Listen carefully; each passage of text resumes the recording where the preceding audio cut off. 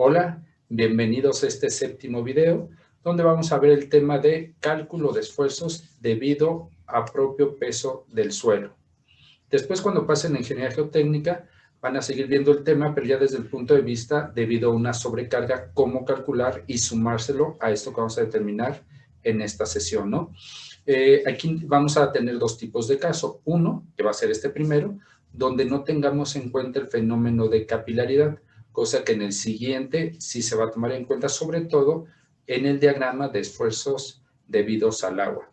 En el de esfuerzos totales no va a sufrir ninguna modificación y sí lo va a ver en el de esfuerzos efectivos, pero cuando se presente ese fenómeno de capilaridad, esa saturación por capilaridad, hay que corregir esos dos diagramas, cosa que en este primer ejercicio donde no viene ese efecto de capilaridad, vamos a ver cómo calculamos esa distribución de presiones en el caso de esfuerzos totales, esfuerzos neutrales y esfuerzos efectivos. Bueno, no se diga más, comenzamos y bienvenidos. Consiste en lo siguiente: en calcular el valor del esfuerzo total, que ya hemos visto que lo vamos a denotar con la letra griega sigma, el efectivo como sigma prima, y el hidrostático debido al agua o presión de poro, la letra U minúscula, en cada cambio de estrato. Es importante hacer mención aquí que se indica en cada cambio de estrato porque el de mañana ustedes lo pueden calcular a la mitad de un estrato cualesquiera, etcétera, ¿no? Para ello, pues, necesitamos contar con lo que es un perfil estratigráfico en el cual se van a mostrar los estratos del suelo, sus espesores y características de cada uno de ellos. ¿Esto quién nos lo proporciona? Pues el estudio de mecánica de suelos, que puede ser por medio de un pozo a cielo abierto, una prueba de penetración estándar, el cono eléctrico, un SPT, etcétera, etcétera, ¿no? Por un lado, pues nos van a dar los espesores de cada uno de ellos en las unidades correspondientes. Aquí pueden ser pies, pulgadas. En este caso, pues lo manejan en metros, ¿no? Entonces, nuestro primer espesor sería de 2 metros y así sucesivamente cada uno de ellos.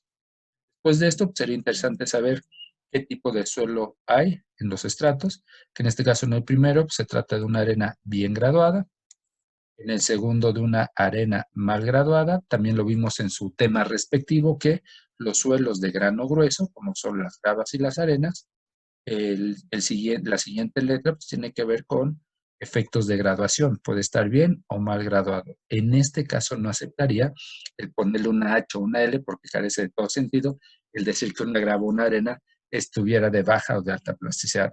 Cosa que si aparece un estrato de grano más fino como puede ser un limo, este sí puede estar acompañado de una L, que es un limo de baja plasticidad, o en el último caso una arcilla de alta plasticidad. Ahora, yo puse estos estratos así como pudiera estar el limo más arriba, la grava más abajo, etcétera. O sea, no lleva una relación alguna de gradación. Aquí los puse en escalerilla que pudiera o no cumplirse, ¿no? No tiene que ver con eso. Otro detalle que también se va a presentar en los estudios de mecánica de suelos sería si aparece el nivel de aguas freáticas o no. En este caso, no sé, al instalar unos piezómetros se nos indica que a una profundidad de 4.5 metros aparece el NAF. Este NAF pudiera estar más arriba, al nivel del terreno natural, o simplemente no existir, que esté muy profundo, o de plano que no existiera. En este caso sí se nos da. Otro detalle importante para empezar a calcular estos esfuerzos sería tener los pesos específicos de cada uno de estos estratos, en el cual en el primero sí se nos proporciona que es de 17.3 kilonewton metro cúbico, pero si en los siguientes no se me da tal cual, en este caso pues, yo aquí pondré otro, o esperaría otro peso específico de la muestra, y debajo del NAF todos los demás están saturados. Si no se me da directamente, se me tendrían que dar algunas propiedades índices para poder obtenerlos, ¿no? Entonces, en el siguiente estrato se nos da una densidad de sólidos de 2.7, una relación de vacíos y un grado de saturación.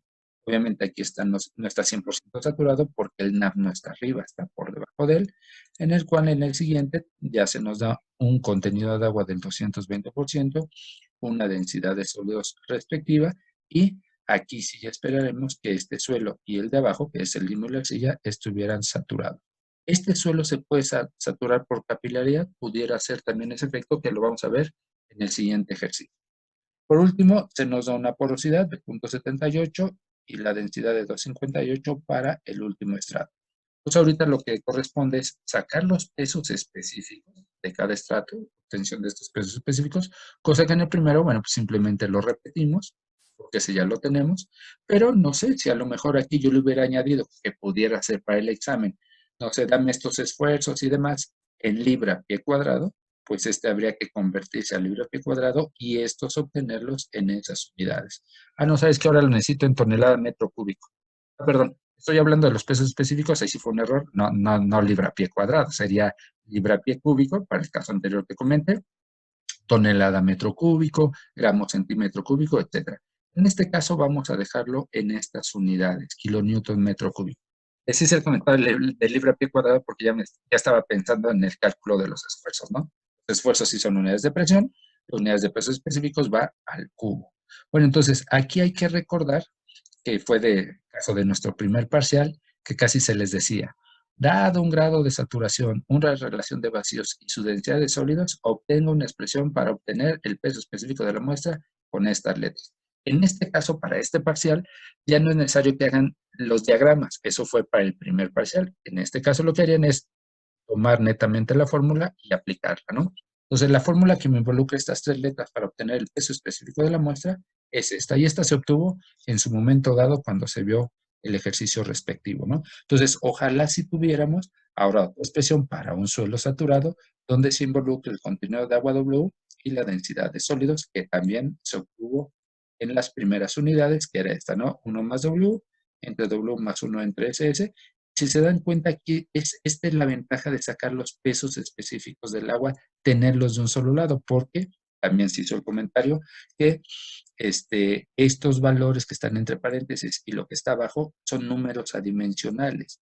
¿Quién me va a dar las unidades de este peso específico de la muestra? El peso específico del agua que utilices, en este caso, dependiendo las unidades en las cuales se te esté solicitando. Ya por último, este ejercicio lo vimos más bien en función de la relación de vacíos para obtener el peso específico saturado.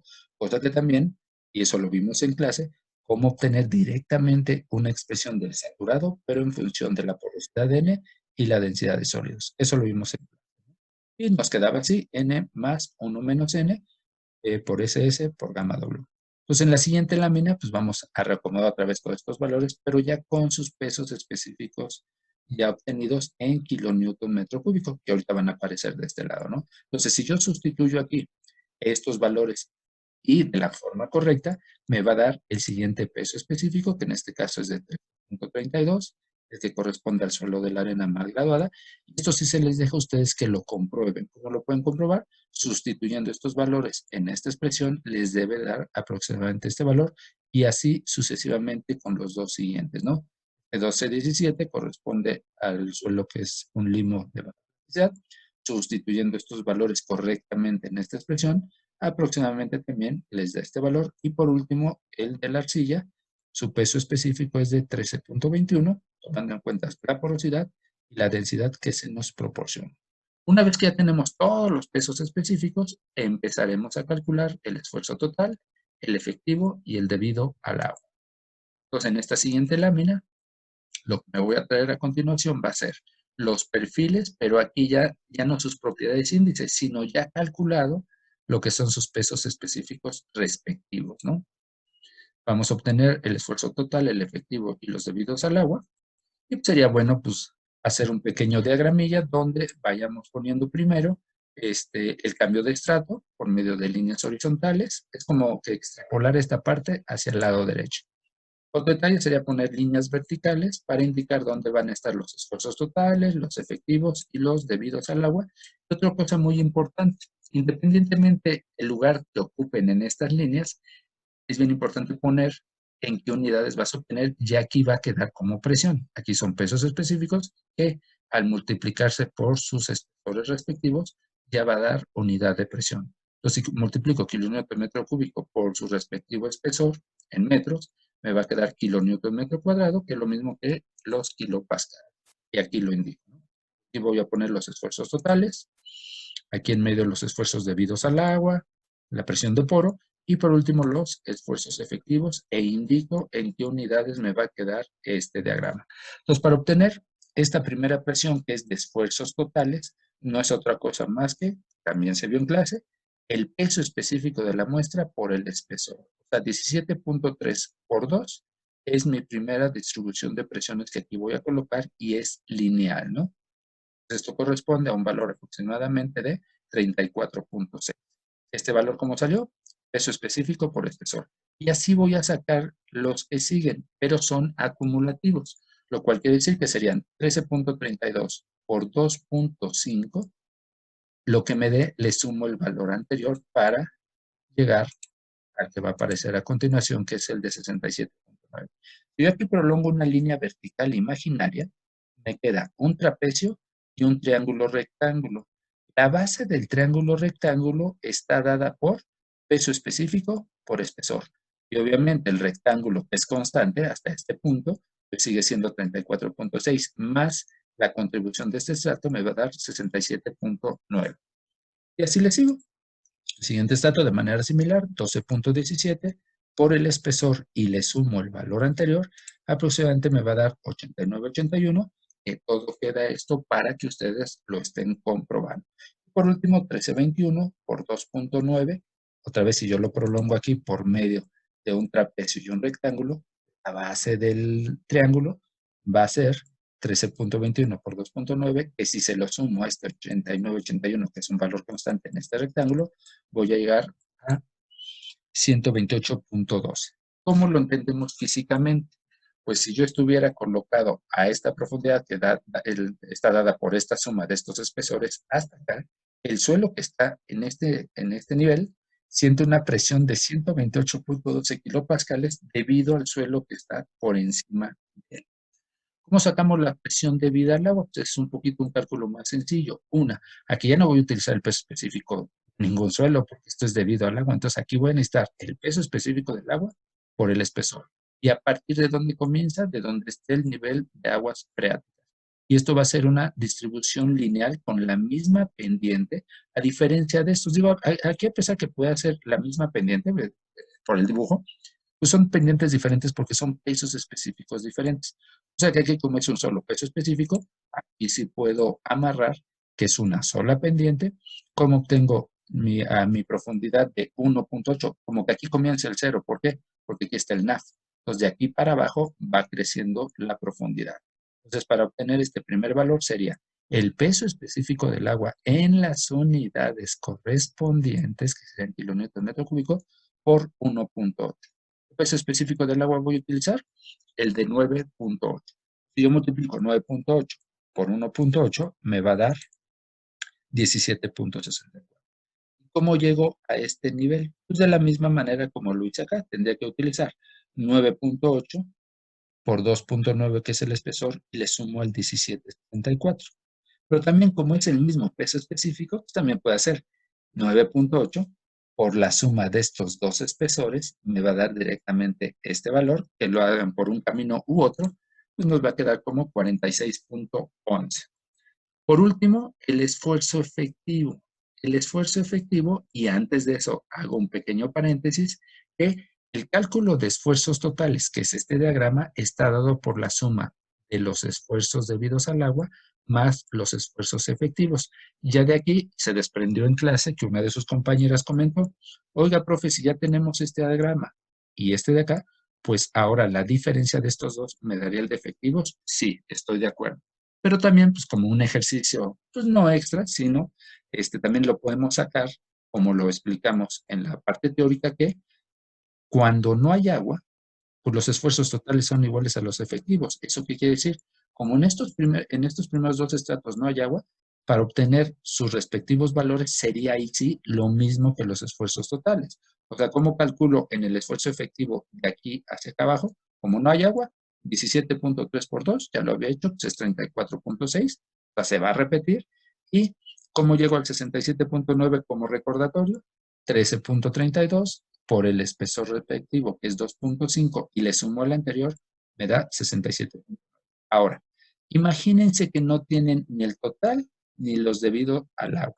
¿Cómo calculo de aquí en adelante? Sin necesidad de estos dos. También se vio en la clase teórica que los esfuerzos efectivos, cuando hay presencia del NAF, ahora utilizo el peso específico sumergido. ¿Y a qué es igual el sumergido? al saturado menos el del agua. O sea que aquí yo trabajaría 12.17 menos el peso específico del agua en estas unidades, que fue el que utilizaron acá, menos 9.81 por 1.8 y le sumo este valor de 67.9 y se queda para que ustedes lo comprueben, deben de llegar a un valor aproximado de 72.17. Estoy pensando que estos valores que están obteniendo aquí se están sacando con la fórmula de peso específico sumergido.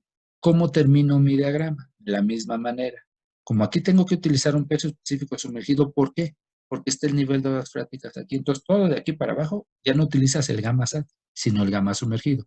Es igual el gamma sumergido al saturado menos el peso específico del agua en las unidades correspondientes. Entonces, para este último valor sería 13.21 menos 9.81 por el espesor de 2.9 y le sumo el valor anterior y voy a llegar a un valor final de aproximadamente 82.01. Una vez que ya terminé este diagrama, ahora sí lo puedo comprobar con esta expresión. Ahora vamos a hacerlo en suma. Aquí es 0 más 0, pues me da el 0. Aquí es 0 más 34.6, pues me da el mismo 34.6. 0 más 67.9, pues 67.9. Y aquí ya viene la comprobación. 17.64 más 72.17 me da aproximadamente 89.81 y 46.11 más 82.01 también me da aproximadamente 128.1. Ahora aquí